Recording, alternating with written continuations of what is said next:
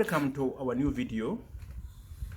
Today, listeners, I'd like us to continue discussing the series of information about this important topic called insulin resistance. In our last recent videos, we saw how this problem is currently the single commonest health disorder in the world, because it's at the root of the causes of most reversible chronic diseases. And we are told that about 15 to 46% of people in the world currently have insulin resistance. But today I'd like us to know what it is and what causes it. But before I go deeper into the topic, let me introduce myself to you, especially to those who are new to our video series. My name is Dr. Mpora, a medical doctor from Enlympo Health Services. Our topic has two parts to it.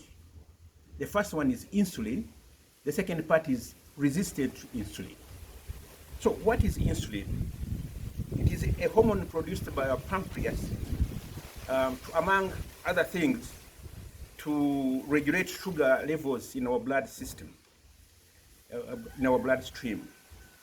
Normally, when we eat food and it's digested, sugar is converted from this food and is powered into our bloodstream. And this sugar is supposed to be regulated in a very strict level between 3.9 and 5.6 millimoles per liter. This same sugar is what our brains use as energy. So when the levels are lower, our brains don't receive enough energy, so you can go into coma. And if the levels are higher, this sugar is toxic to the brain, you can also as well go into coma.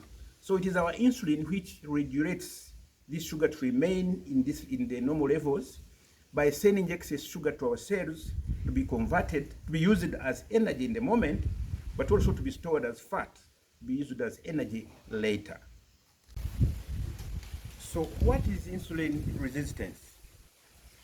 Insulin resistance, also known as impaired insulin sensitivity, is a situation when body cells don't respond as appropriately to insulin as they should.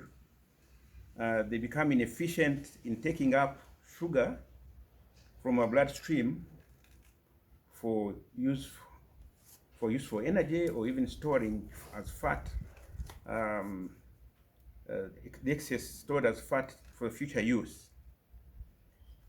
And the biggest question now is, what causes these cells not to respond to insulin appropriately? There are a number of factors that contribute to this situation, but sugar is on top of the list.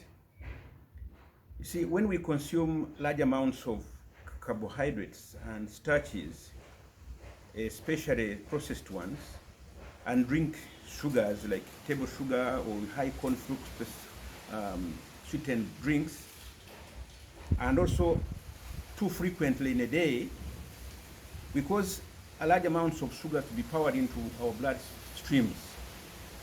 And insulin, our pancreas continue to produce more and more insulin to try to overcome this cell's weak response to the insulin. But over time, our cells get so jam-packed with sugar and fats that they start refusing to accept any more sugar in them. But they also start spilling excess fats in them into the bloodstream, which end up into other parts of our body where they are not supposed to be. And now this creates a situation where you have high insulin in your bloodstream called hyperinsulinemia, high glucose in your bloodstream called hyperglycemia, but also high sugar and fats in your cells. And this is what is known as insulin resistance, and caused by this high consumption of sugar. The other factors that contribute to insulin resistance, and these ones I'm going to give them to you in a summary. In case you need more information about them, you can find it in our newsletter. at www.enlympo.co.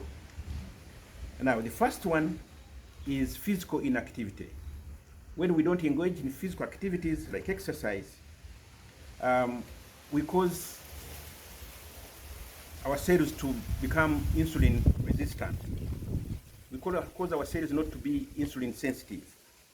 And we also reduce glucose use. And this can result in insulin resistance. The next one is having excess fat around your belly. It has been found that excess fat around your belly can produce hormones that cause inflammation. And they also send out free fatty acids which go to body parts or organs where they are supposed to go, and these two can cause insulin resistance.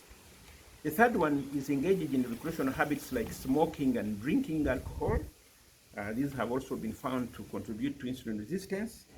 And the next one is stress. If you are being stressed, of course, we know that you produce high levels of hormones like cortisol and adrenaline, and these have been found to be contributing to insulin resistance.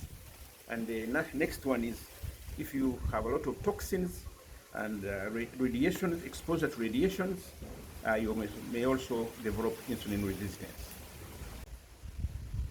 Other factors include sleep disorders like sleep apnea, and using certain medications like corticosteroids or HIV drugs, and some antipsychotic drugs, and the list goes on and on. But what I don't want to miss is deficiencies of vitamins like vitamin D, vitamin B12, berberine, and minerals like chromium, and fatty acid like omega-3. And therefore this underscores the need for supplementation. And we at Enlympo, we are ready to provide you with the requisite high quality food supplementation. And in conclusion, now that we have known what insulin resistance is and what causes it, I believe we are more empowered to deal with it so that we can prevent ourselves from chronic diseases, or even reverse them if we already have them. In case you need more information about this matter, it's a very important matter, you can find it in our newsletter at www.enlympo.com, and we also are able to provide you with the required food supplements. Let's meet in our next video.